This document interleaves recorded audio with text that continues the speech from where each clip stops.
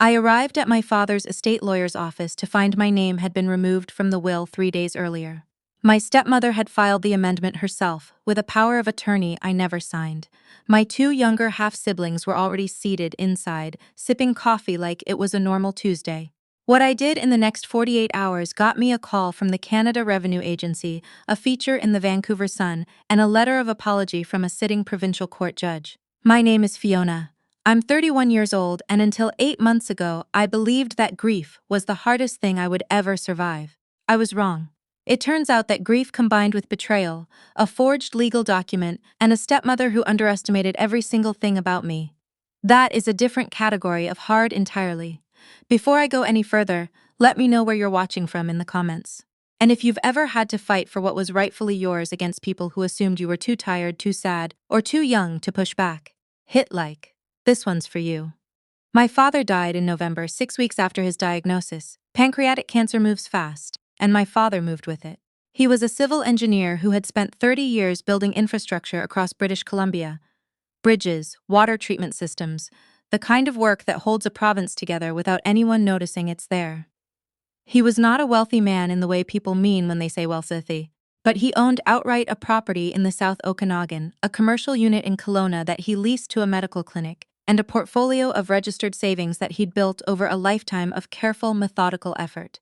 When he died, there was an estate worth just over $1.4 million. I am his only biological child. My stepmother, I'll call her that because that's the only thing she's ever been to me, married my father 12 years ago, when I was 19 and already in university. She came with 2 children of her own, both younger than me, both now in their mid-20s. I was polite to them because my father asked me to be, and because I am not someone who takes out complicated feelings on people who didn't cause them.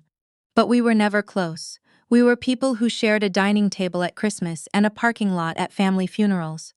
My father, to his credit, was clear-eyed about all of this. He never asked me to pretend the blended family dynamic was something it wasn't.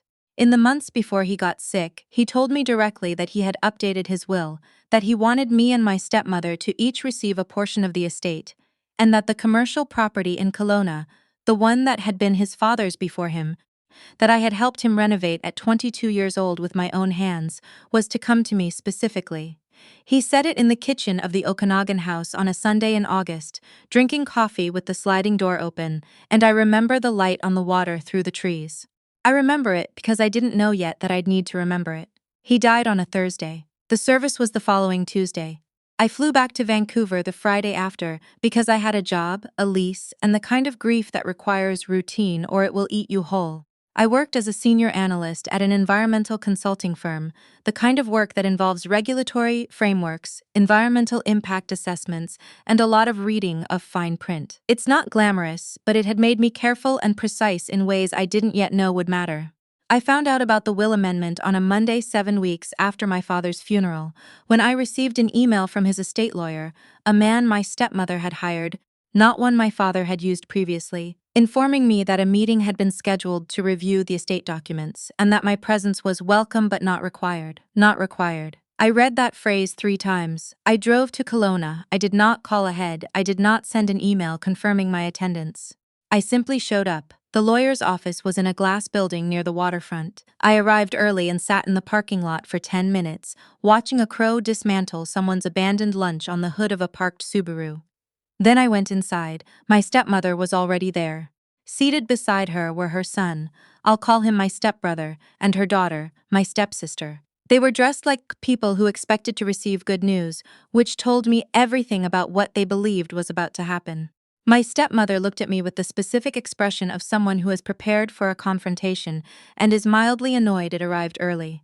She said quietly that she was surprised to see me. I told her I received the lawyer's email.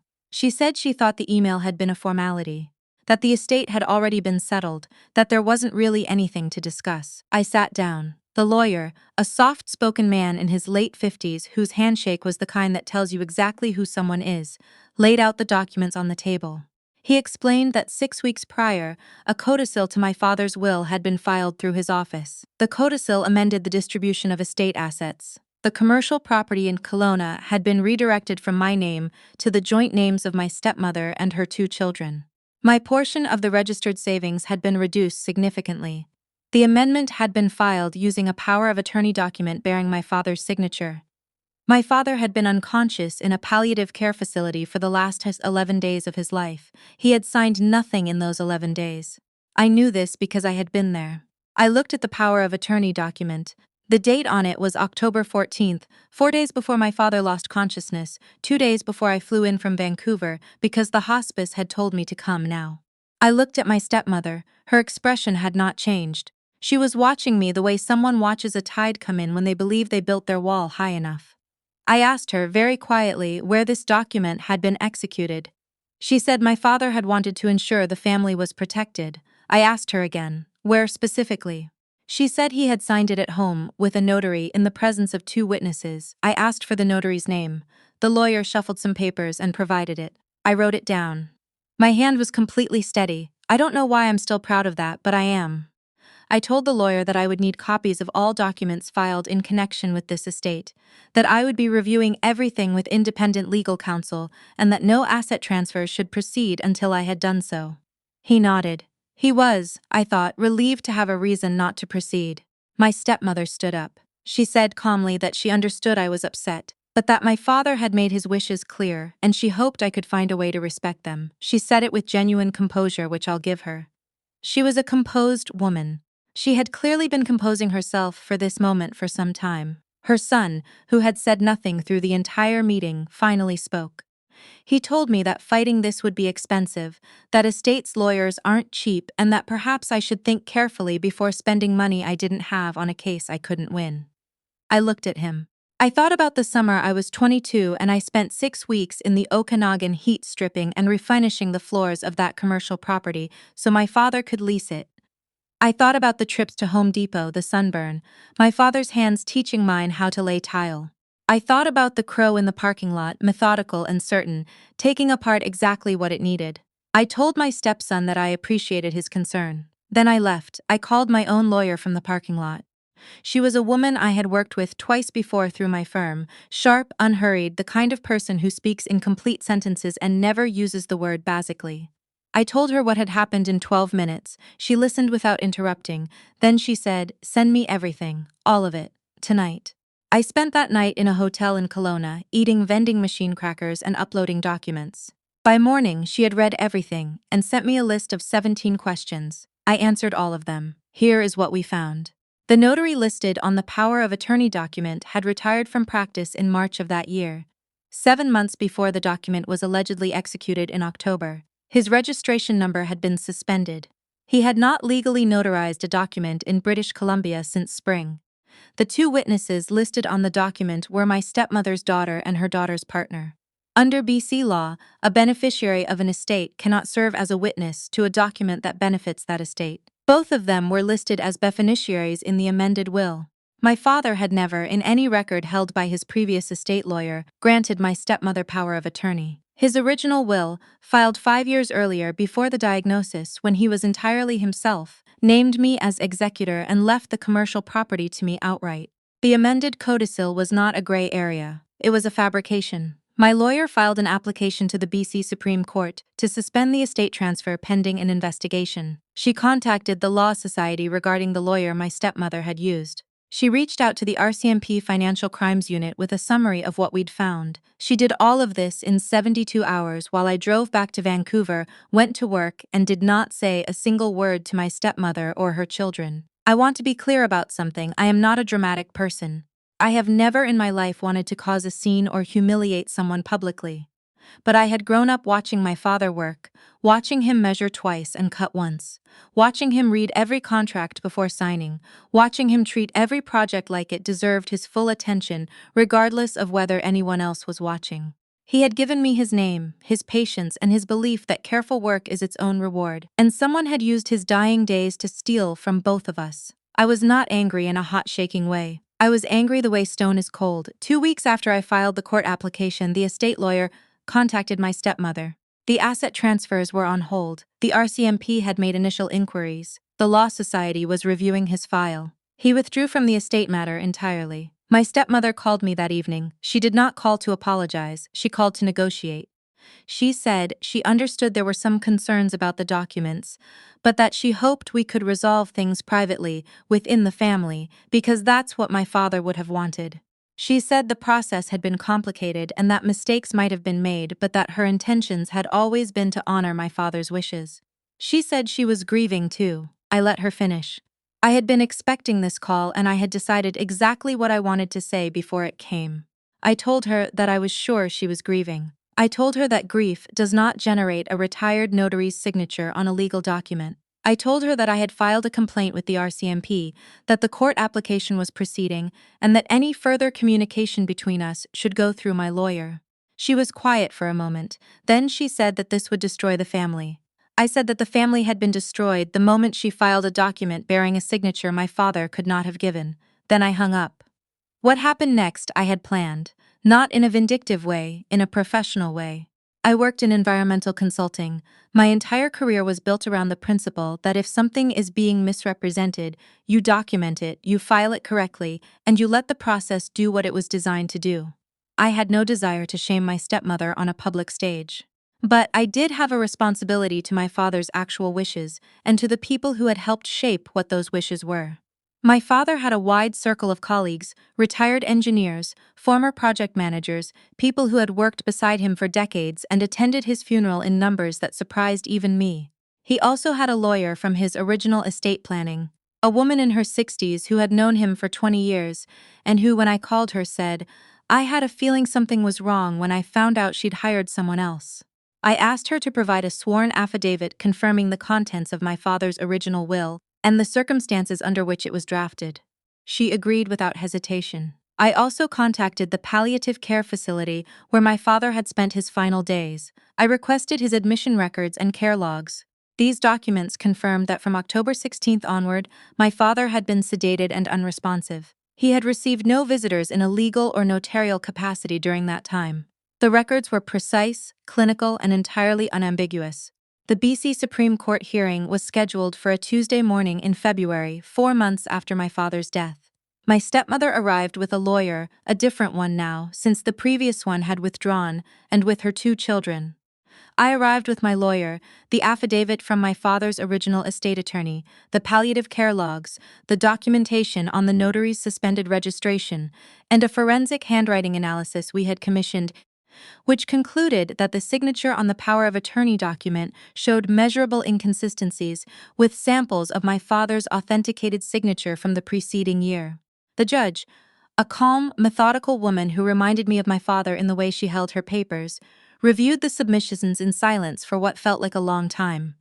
Then she asked the opposing lawyer whether he wished to make submissions on the validity of the notarization. He said he needed more time to review the evidence. The judge said he had had 4 months. My stepmother's daughter, seated in the gallery, began to cry. Her partner put his arm around her. My stepbrother sat very still, looking at the floor. I sat beside my lawyer and kept my face entirely neutral. I had learned from a childhood of watching my father in difficult meetings that the person who stays still is usually the person who has already done the work. The judge issued an interim ruling suspending all estate transfers and ordering a forensic review of the power of attorney documentation. She referred the matter to the BC Prosecution Service for consideration of charges related to document fraud. She also issued a cost order, which meant my stepmother was responsible for a portion of my legal fees. My stepmother, in the hallway outside the courtroom, looked at me with an expression I had not expected. Not fury, not contempt, something closer to exhaustion. Like she had spent months maintaining a story that had simply become too heavy to carry. She said in a low voice that she had panicked.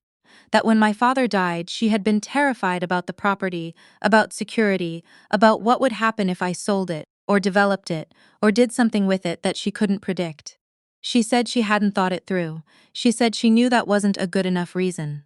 I looked at her for a long moment. I believed her, actually. Not about the document being a mistake. It wasn't a mistake, it was a choice, made in a desperate and frightened moment, but about the fear. My father's death had left her with 2 adult children, a property she'd lived on for 12 years but didn't own, and the specific terror of watching someone else's daughter walk into a lawyer's office with a legal claim. I understood that fear even if I had zero obligation to absorb its consequences. I told her that I was sorry she had been afraid. I told her that if she had come to me directly, we could have talked about it. My father had loved her. I had respected her for his sake. There were arrangements we could have made that would have given her security without falsifying his final wishes.